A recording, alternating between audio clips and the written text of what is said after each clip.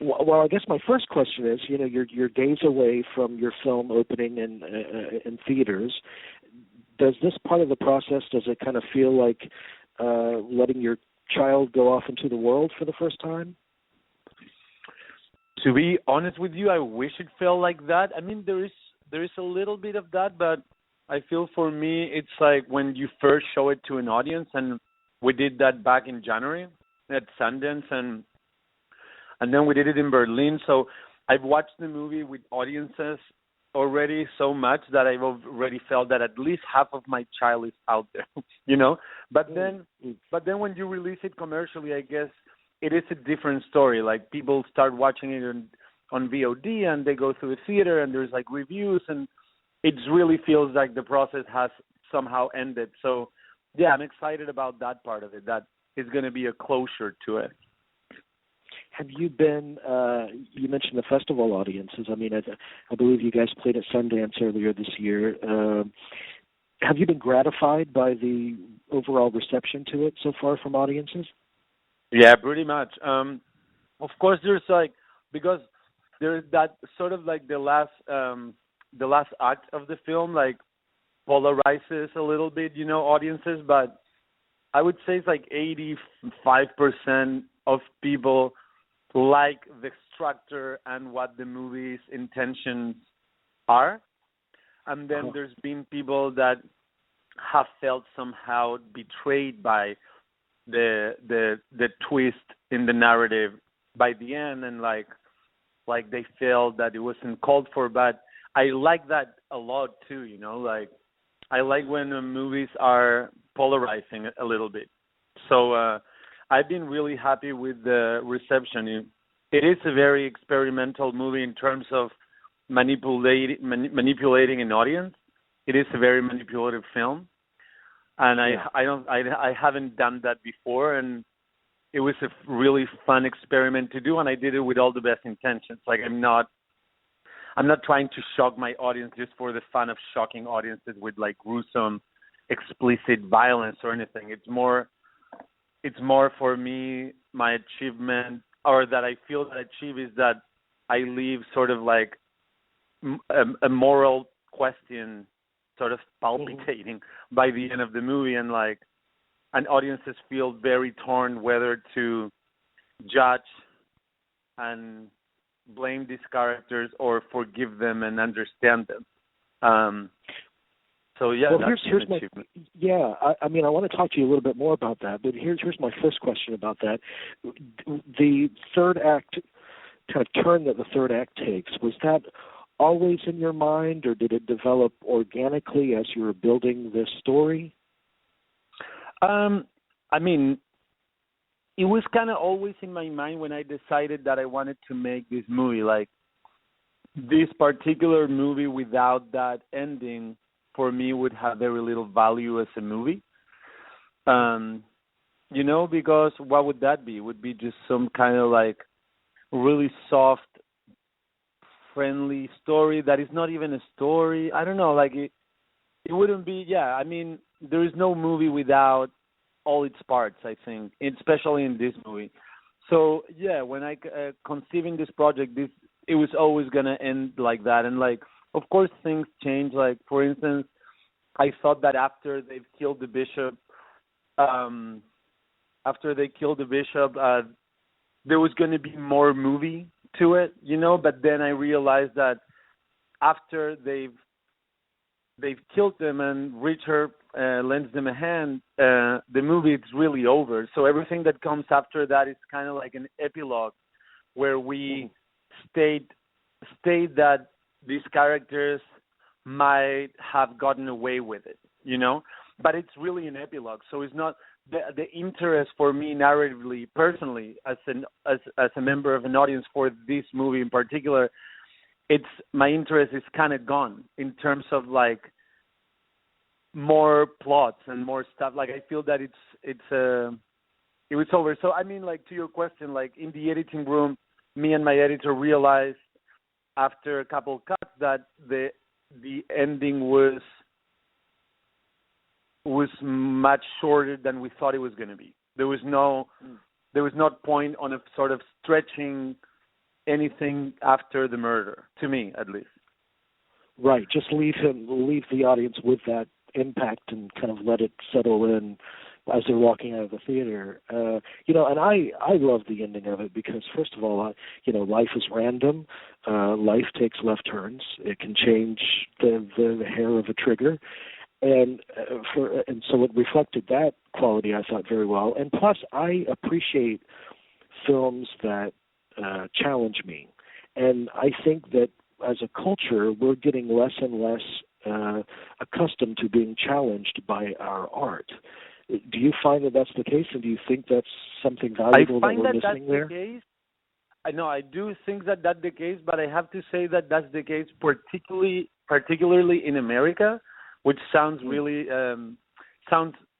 I mean, I hate generalizing, but I feel that in Europe, in filmmakers or audiences for filmmakers, because I feel that the commercial movies and the art house films in Europe or even South America are not that far from one another. Like it's kind of a more of a blend, and I feel that people there are expecting to be surprised and like they enjoy unexpected turns and stuff like that. Whether here I feel that, yeah, as you said, like people don't necessarily want to be challenged, and that's why everything somehow tastes the same. And like I've been in processes of like development with like big companies here. Nothing has given fruit, but like I've been to meetings where people ask you for very simplistic sort of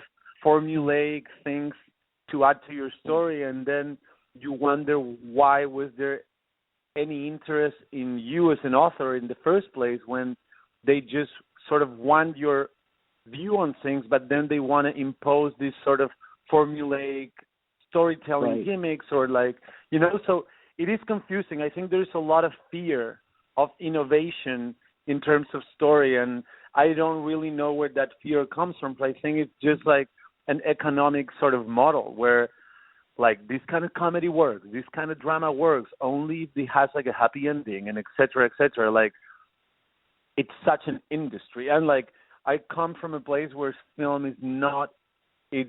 I mean, at least when I was there in Chile, like it was not an industry. Like we were making movies because we wanted to tell stories, and like I'm still in that same vein, but then Hollywood is really, there is an industry.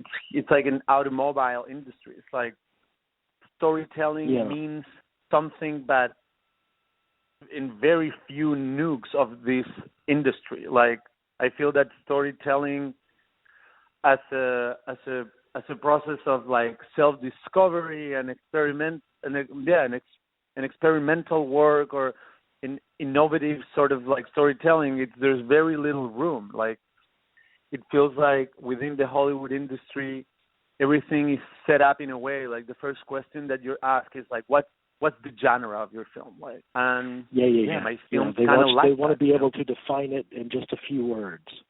Yeah, in one word, or maybe it's always one word, because then if it's a drama and a comedy, they make it one word and they call it dramedy. So it's always like they just want one word for it, not even two words. Well, I wanted to ask you because I mean your work is so fascinating and unique, and your films have been so different from one another. What were the films as a young man that kind of shook you to your core? Oh, what films?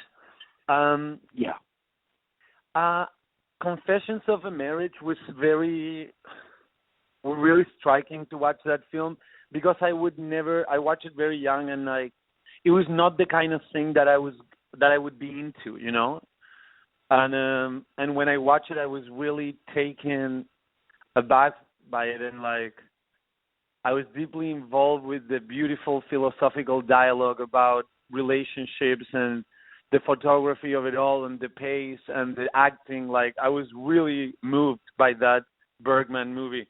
And then also I was really moved by this was way younger, but like two sort of like children adventure stories that were very one of them was very traumatic. It's Lords of the Flies, the version from the 80s. Right. That I watched it at a very young age, and I was like, oh my, like I felt so sick to my stomach, and I think it was like a little trauma to have watched that film, and like, I mean, it shaped me. Whatever it did to my psyche, it shaped me to be the man that I am now, and I'm proud and I'm happy. But like, I remember like there were scenes of that movie that I struggled with for a while, like, to get over like the abuse, you know, and like there were so many things. And also Stand By Me was a movie that was very inspiring to me, especially the scene where he sees the deer on the train tracks and he decides not to share that secret with anyone. There was something about that deer that there is a deer scene in Nasty Baby where Freddy sees a deer on the road, and then there is some kind of like they look at each other and there is a secret in between them, and that I guess is some kind of allegory to that one scene in Stand By Me where the main characters encounters a deer.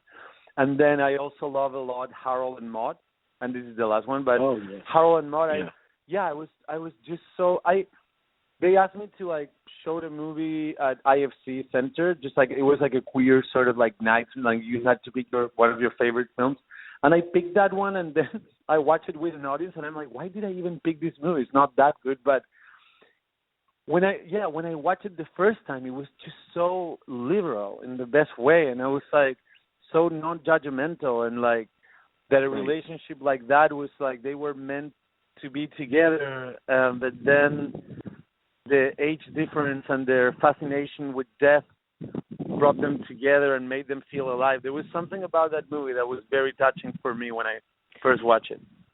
Well, I think that's what appeals to me about Hal Ashby, is his kind of open-heartedness to all of his characters.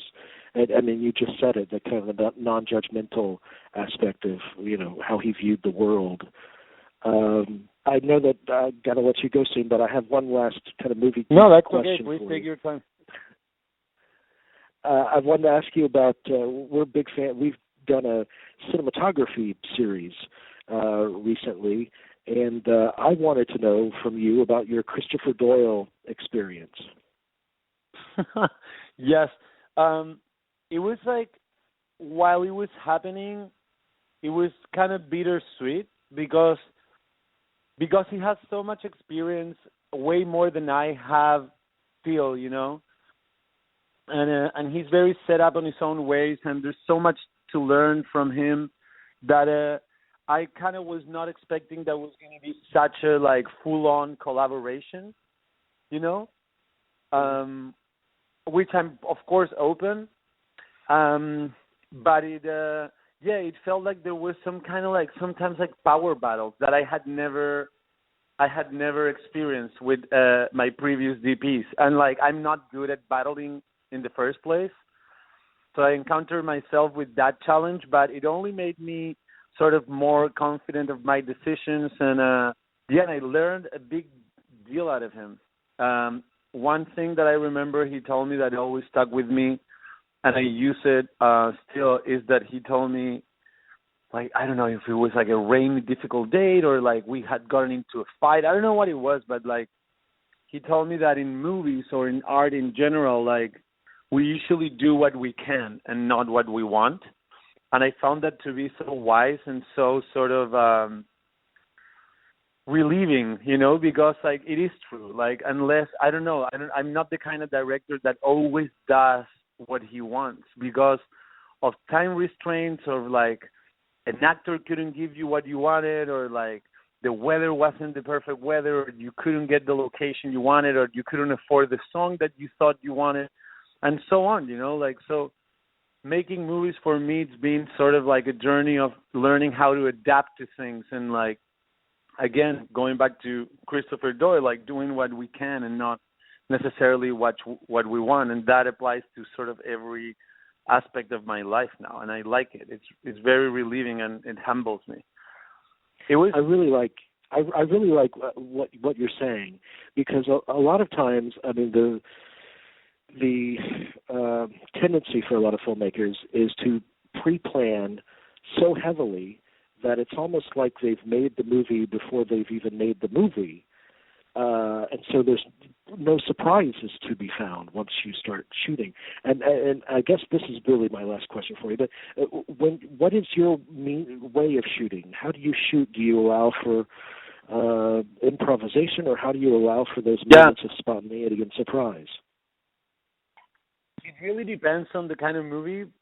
But with Crystal Fairy and Nasty Baby, that are movies that I've only shot with an outline, I've learned to be way more awake on set. Even though if I have a full-length screenplay, like you are looking at, like if you've decided for a location, you look around to see if there's something better that it's right there that you can use instead, or like if there is an outfit that you hadn't thought about, or maybe shirt off and you hadn't thought of, like the actor taking his shirt off, and just like it makes you make.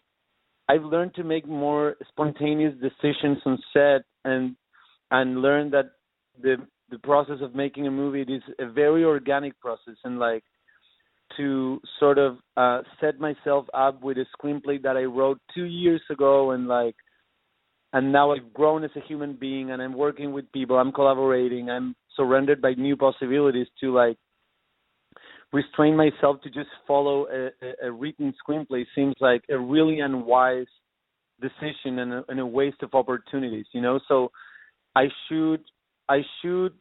follow, of course, a screenplay, but I'm extremely open to possibilities. And I have never stick to my dialogue so strictly. I don't believe in that, and I enjoy writing dialogues, and I think I'm good at it, but I think I could never be better than reality. You know, I think people talk in a way that sometimes you could have never imagined. Like people don't listen to each other. Like that's one thing to have in mind. You know, like usually dialogues you write them like question, answer, answer, question, statement, answer, question, and like sometimes people talk by themselves, and you can have two people sitting in a car, and one is talking to the other, and the other one is talking about how they got laid last night, and then they answer with monosyllables, but they're not listening. I mean, there's so many strange dynamics of dialogue that I do not ever follow what's exactly written. And like, if there's any performer that doesn't feel comfortable with a word or how they're being directed, I will settle and find a way to adapt. You know, I feel very sort of elastic when I shoot a movie. Yeah, I think it's important because sometimes your vision can only ruin things. Like if you stick to your vision, like you cannot make your vision fight with reality. And if you do, it's going to be a fight. And I think it should be more of a dance. Well, Sebastian, my friend, I really appreciate the movie. And I really appreciate you giving me time to talk about it, too. And I wish you the very best of luck with it. Oh, thank you so much, man. This was a really fun interview.